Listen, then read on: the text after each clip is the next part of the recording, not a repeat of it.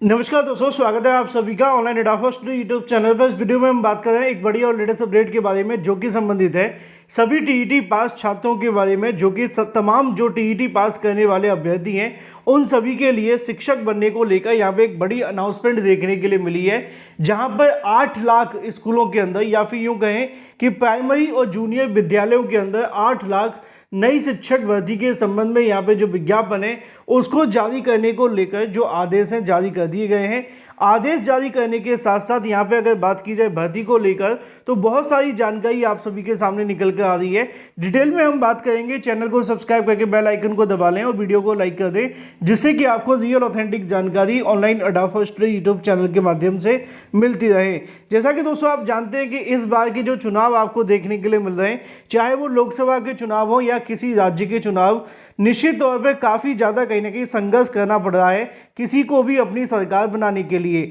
हाल ही में हमने यहाँ पे देखा, आप सभी के लिए जब इलेक्शन देखने के लिए मिले थे लोकसभा के, तो वहाँ पर निश्चित तौर पे कहीं ना कहीं अगर बात की जाए भारतीय जनता पार्टी को जितनी उम्मीद थी उससे ज़्यादा, कह सकते हैं कि उससे कहीं ज़्यादा जो सीटें वो आपको कम देखने के लिए मिली। उसकी सबसे बड़ी वजह कहीं ना कहीं यही देखने के लिए मिली थी कि जो विपक्षी पार्टी हैं या जो विपक्ष था उनके माध्यम से भर्तियों को लेकर कहीं ना कहीं अपना जो मुद्दा है वो बनाया गया था। जैसे कि आप सभी ने देखा होगा कांग्रेस के माध्यम से, या इसके अलावा उत्तर प्रदेश की अगर बात करें तो सपा के माध्यम से, जहाँ की कोई भी स्थानीय पार्टी है, उन्होंने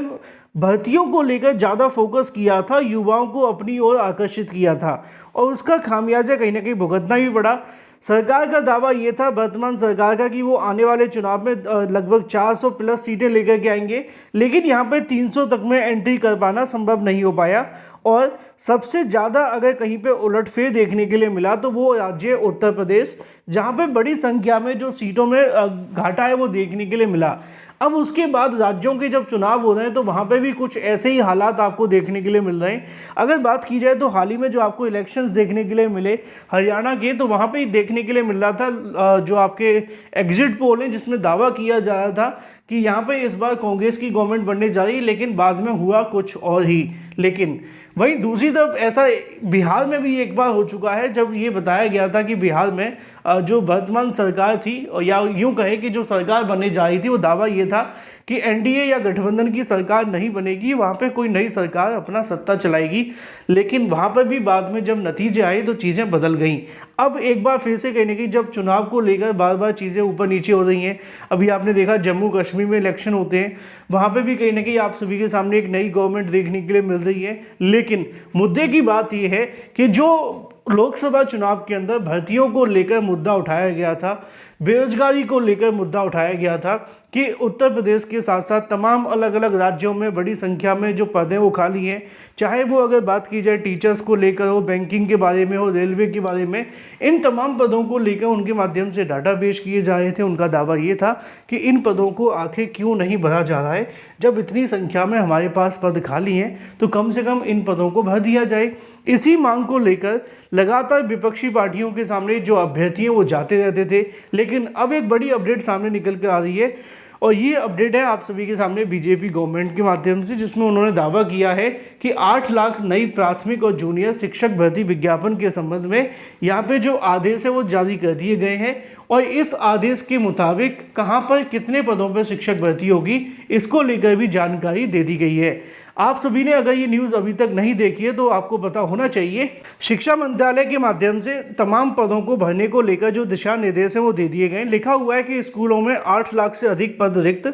देश भर के स्कूलों में नए शैक्षणिक सत्र से नई राष्ट्रीय शिक्षा नीति यानी कि NEP 2020 के तहत तैयार नई पाठ्य पुस्तकें पढ़ाने की तैयारी के बीच में शिक्षा मंत्रालय ने राज्यों को खाली पदों को जल्द भरने को लेकर कहा है और मंत्रालय ने सब तमाम राज्यों से यह आग्रह किया है और उस समय किया जब देश में पहले के मुकाबले स्कूलों में शिक्षकों की संख्या में सुधार हुआ है। शिक्षा मंत्रालय ने राज्यों को इन्हें जल्द से जल्द पद भरे जाने को लेकर दिए हैं दिशा निर्देश। प्राइमरी स्तर के सबसे ज़्यादा जो पद हैं वो खाली पड़े हुए हैं। आगे लिखा हुआ है जब आप इस मामले पे जाएंगे तो आपको वहाँ जाने के बजाय यहाँ पे आने की आवश्यकता है, क्योंकि यहाँ पर आपके लिए पदों की जो संख्या बहुत ज़्यादा है। शिक्षकों की स्थिति में सुधार हुआ है लेकिन पद बहुत ज़्यादा खाली हैं। 21-22 में तकरीबन 10.5 लाख पद खाली हुआ करते थे, 22 और 23 में तकरीबन 9 लाख के समथिंग थे, 23-24 में आते आते 7,22,000 के समथिंग रह गए हैं। लेकिन सेकेंडरी स्तर की अगर बात की जाए तो यहाँ पे जो वर्तमान के पद हैं वो 1,24,000 के समथिंग हैं। जब आप इन दोनों को टोटल करके देखें तो आप पाएंगे कि 8.5 लाख के समथिंग आज भी जो टीचर्स के पद हैं वो खाली पड़े हुए हैं और इन पदों को भरना है। यहाँ पे आप सभी के सामने राज्यों को लेकर भी डाटा देखने के लिए मिल जाता है, किस राज्य में कितने कितने पद खाली हैं और कितने कितने पदों पर भर्ती होनी है। अगर बात की जाए बिहार के अंदर तो 1,92,000 से ज़्यादा टीचर्स के पद खाली हैं। उत्तर प्रदेश के प्राथमिक स्तर की अगर बात की जाए तो 1,42,000 पद खाली हैं। मध्य प्रदेश में 52,000 के समथिंग टीचर्स के पद हैं। झारखंड में 75,000 तो छत्तीसगढ़ के अंदर 38,000 के आसपास पद खाली हैं। इसी तरीके से सेकेंडरी स्तर की अगर बात की जाए तो बिहार में 32,000, उत्तर प्रदेश में 7,000, मध्य प्रदेश में 15,000 तो झारखंड के अंदर 5,000 के समथिंग जो टीचर्स के पद हैं वो खाली पड़े हुए हैं। और इन पदों को भरने के लिए शिक्षा मंत्रालय या यूँ कहें कि मोदी सरकार, क्योंकि ज़्यादातर आप लोग इसी नाम से बुलाते हैं, मैं आपको बस बता रहा हूँ, किसी का सपोर्ट समर्थन नहीं, उन्होंने यहाँ पे जानकारी देखने के लिए मिली है कि शिक्षा मंत्रालय ने वैसे भी स्कूलों में शिक्षकों के खाली पदों को भरने के लिए विगत कई वर्षों पहले राज्य पर लगातार दबाव बनाए हुए हैं। इसका असर ये रहा कि कई राज्यों में पहले की जो स्थिति है उसमें सुधार हुआ है, लेकिन अभी भी बिहार, उत्तर प्रदेश, मध्य प्रदेश, झारखंड, गुजरात, बंगाल, छत्तीसगढ़ जैसे राज्यों में जहाँ शिक्षकों की बड़ी संख्या में पद खाली हैं, मंत्रालय ने राज्यों की संख्या के खाली पदों को भरने के लिए चिट्ठी में राज्यों से प्रत्येक स्कूल में छात्र शिक्षक अनुपात को ठीक रखने के दिशा निर्देश दिए हैं। मंत्रालय का कहना है कि इससे स्कूलों की शिक्षा स्तर पर बेहतर हो सके और साथ ही साथ राज्य के प्रदर्शन में भी सुधार दिखेगा। अब सवाल ये है कि हमारे उत्तर प्रदेश के अंदर जो टीचर्स के पद हैं उसका क्या होगा, क्योंकि